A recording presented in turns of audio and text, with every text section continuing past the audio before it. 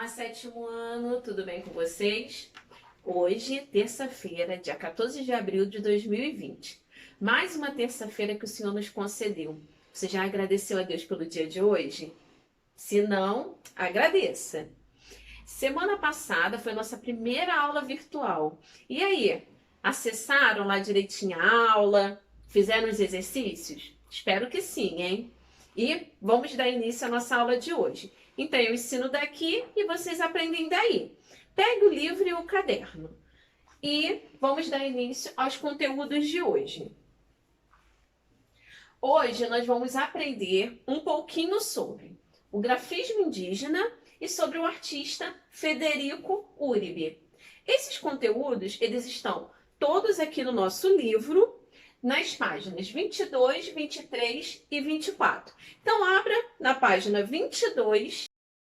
Semana passada, nós falamos um pouquinho sobre a linha como elemento fundamental nas artes visuais. Vimos diferentes exemplos, vimos diferentes obras de arte, aonde a linha está inserida.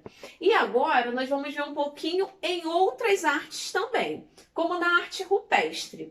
Podemos perceber que seus desenhos e suas gravuras eram constituídos a partir das linhas, em diversas formas. Então, desde lá da arte rupestre, o ser humano, a humanidade, ela já via necessidade de inserir a linha nos seus elementos visuais. Então, se vocês observarem as pinturas rupestres, vocês conseguem ver a linha como elemento fundamental das suas obras. Existem várias sociedades constituídas por indivíduos que têm a sua arte criada a partir da intuição e de seus conhecimentos natos, independentemente de frequentar escolas ou conhecer e aprender determinadas técnicas.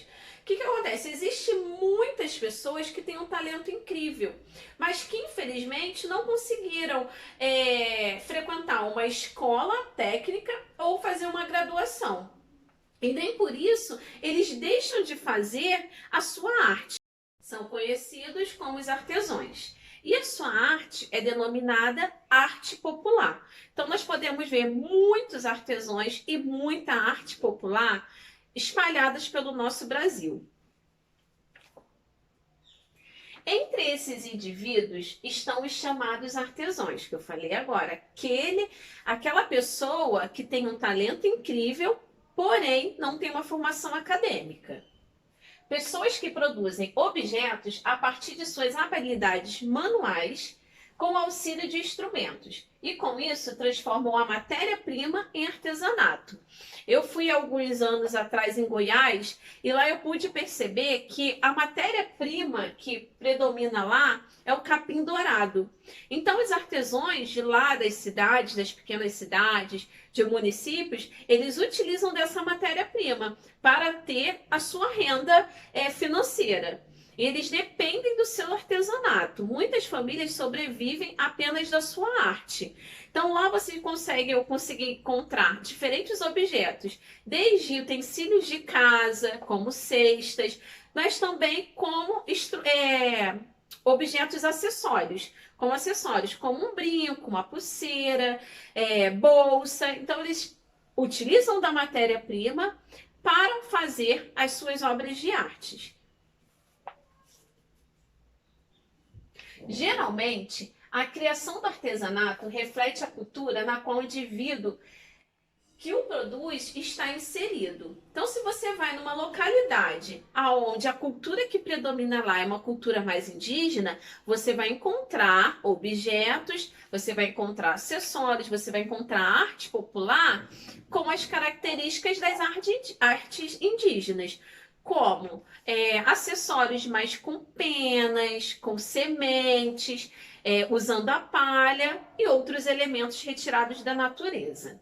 Os Carajás, que é uma tribo indígena, eles tiveram muito contato com povos não indígenas, o que os levaram a incorporar a língua portuguesa. No entanto, preservaram seus aspectos culturais. Então, eles não deixaram de lado a sua cultura. Então, prevalece até hoje. Então, vocês vão ver agora um exemplo já já, que é o do grafismo. E vocês vão conseguir visualizar em algumas imagens que eu separei para vocês.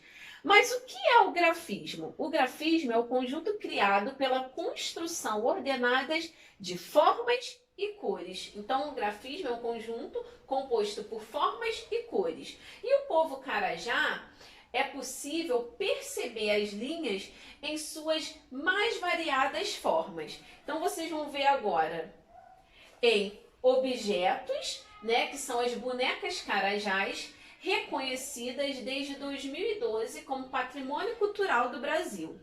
Elas apresentam o grafismo comum à sua expressão. Então aqui vocês podem ver o grafismo presente nessas obras de arte, nesses objetos, que vocês conseguem encontrar na tribo dos Carajás. Mas também outro exemplo que nós podemos encontrar a presença do grafismo é na pintura corporal.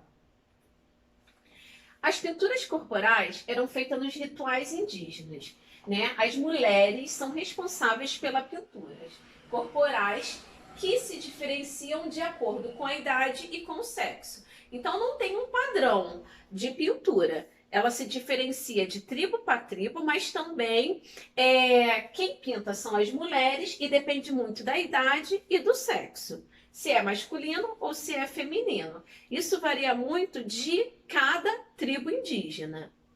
O padrão das pinturas geralmente são listras e faixas pretas nas pernas, costas e nos braços. Então esse é um padrão que predomina na maioria das tribos indígenas. Podemos ver agora um pouquinho melhor o grafismo presente na pintura corporal. Então, o grafismo indígena retrata alguns elementos da natureza na construção dos desenhos nas pinturas corporais.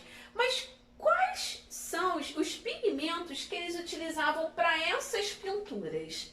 Eu não vou falar agora, porque é um dos exercícios que vocês irão fazer.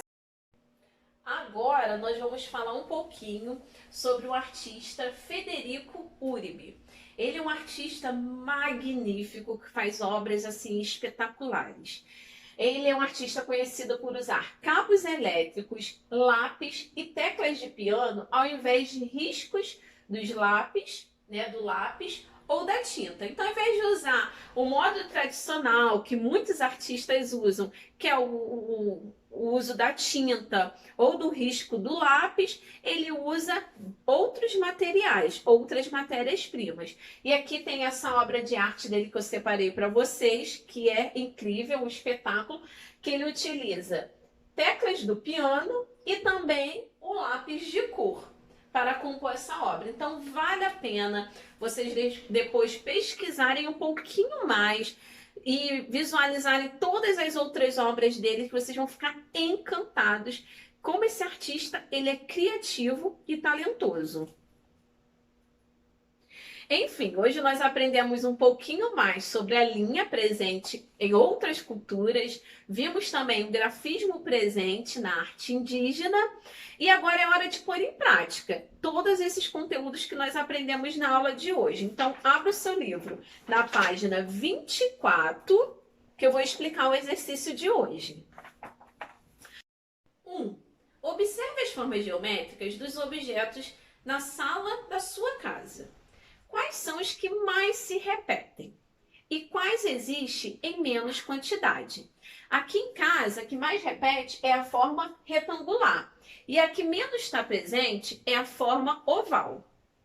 2. A partir do que estudamos até agora, escolha objetos na sua casa para compor um desenho, assim como Federico Uribe. Vocês poderão usar grãos, areia, bolinha, macarrão, fios, fitas e outros elementos, tá? Para compor a sua obra. Seja bem criativo. Você vai fazer com tema livre, você vai fazendo uma folha à parte e vai anexar no seu caderno, ok? Caprichem. Agora aqui, ampliando o conhecimento, número 1, questão A. Vocês irão precisar de um dicionário para responder essas questões. Então, pegue o seu dicionário para você poder responder. Qual o significado das palavras? A. Imaginação. B. Suavidade. C, textura. D, figura. E E, espaço. Anote aí direitinho, capricha na letra. Agora eu tenho mais um desafio para vocês. É uma atividade que você deverá fazer no caderno. No caderno, faça uma pesquisa sobre os pigmentos que eram utilizados nas pinturas indígenas. Eu falei sobre as pinturas indígenas, falei que eles utilizam pigmentos retirados da natureza. Mas quais são esses elementos? Eu quero que vocês façam a pesquisa e anotem no seu caderno, ok? Então, por hoje é só. Estudem bastante. Um detalhe, não deixe de assistir o vídeo quantas vezes forem necessário. Se tiver alguma dúvida, volta no vídeo. E todo esse material está disponível no portal. Acesse quantas vezes você quiser. Coloque agora em prática, capriche na letra e até semana que vem. Um beijo, fiquem com Deus!